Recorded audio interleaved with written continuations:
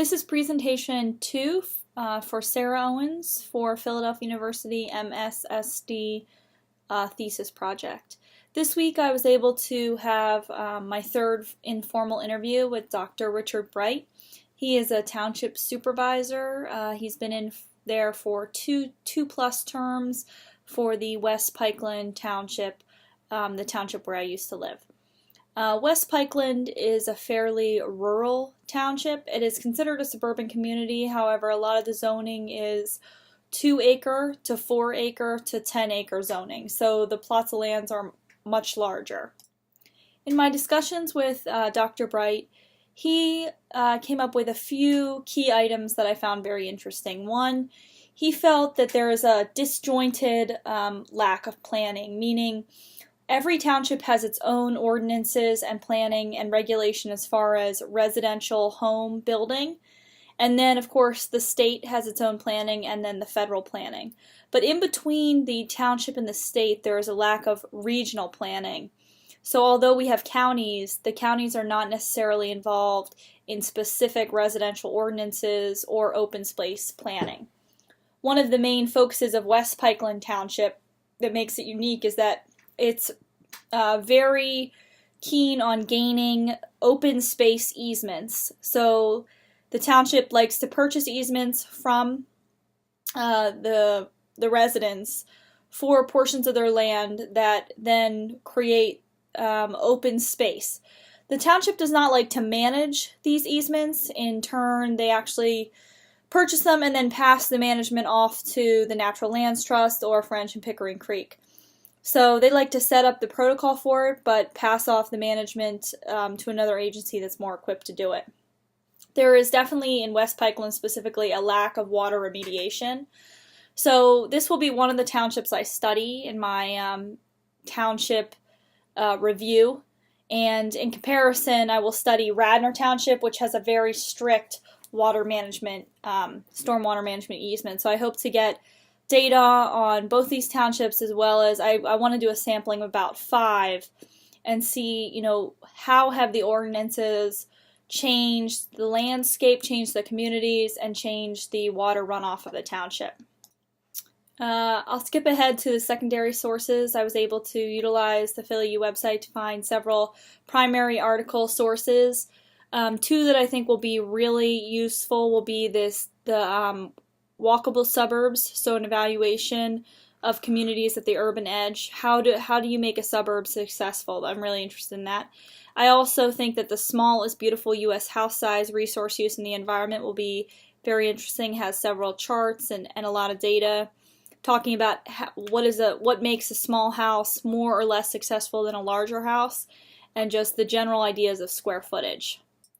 For my housing case studies, I chose to actually do types of residential housing and how they have influenced the suburbs in Chester and Delaware County. So for instance, I focused on the original Pennsylvania farmhouse, a vernacular style single family home, and how that has shaped the suburban ideal and also several of the suburban communities.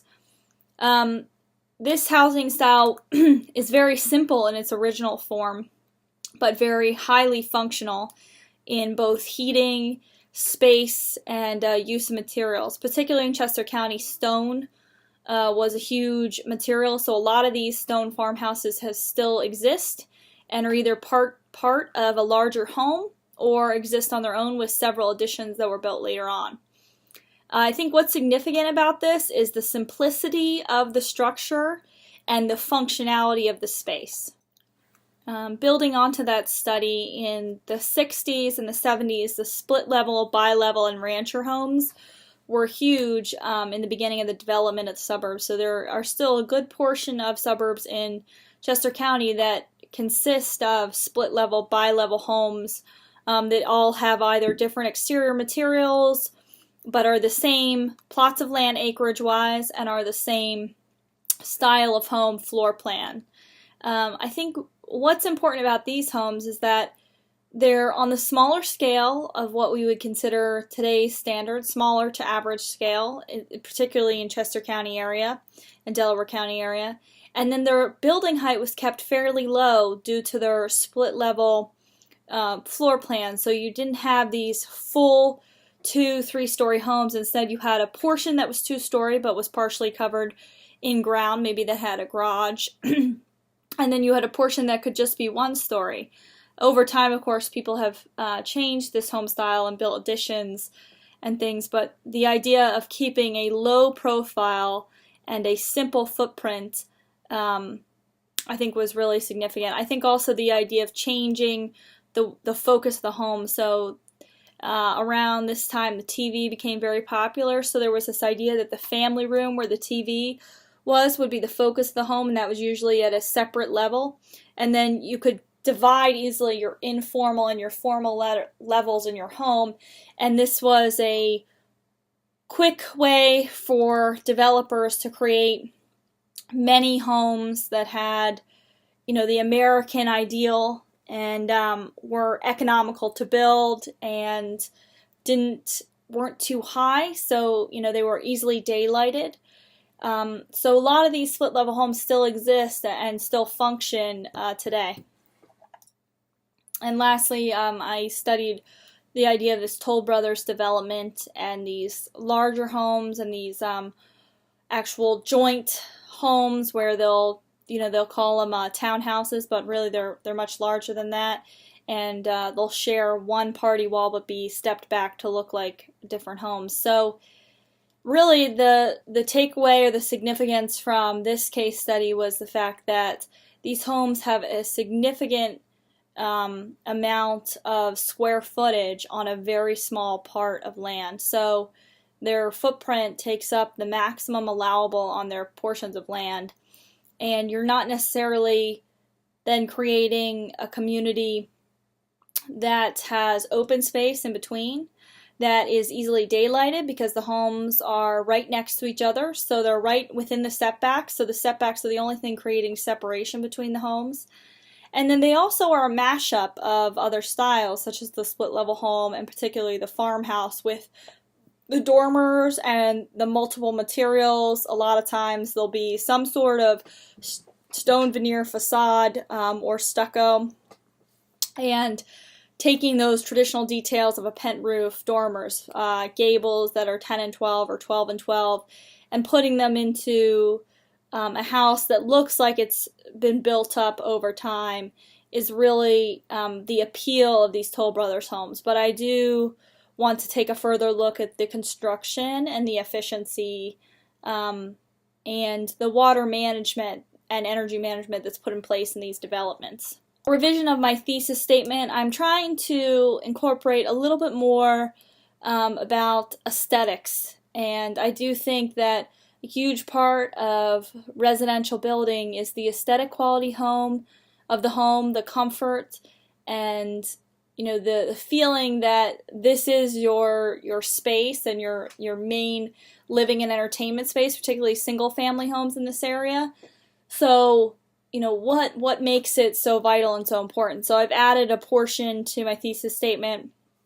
Residential architecture can be a catalyst for lifestyle change through the creative development of single-family homes that balance privacy and density, have aesthetic character, are more energy efficient, and aid in maintaining community open space.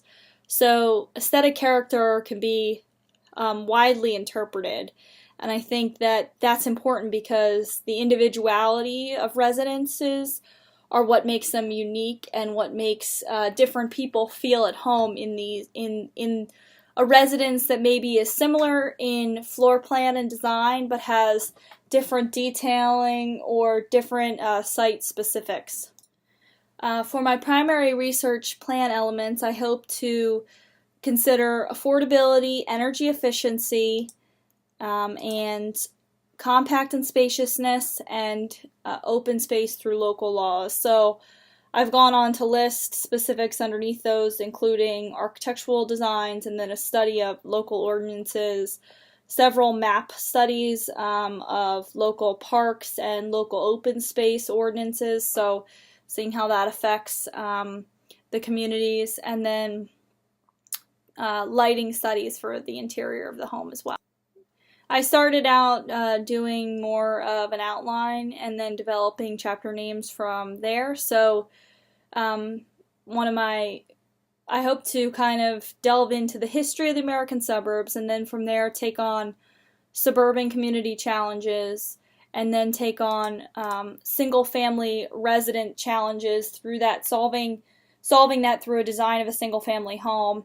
And then this idea of renovation versus new construction. What can we do with what we have versus is new construction the answer? So, how is one solution the answer, or can there be many different solutions that can be put in place to achieve a similar result? And then kind of thinking of a future plan of action for the suburban lifestyle. How can we sustain, a home that we have built, and how can we create a lifestyle within that home to also follow our primary research plan elements such as affordability and efficiency. Thank you very much.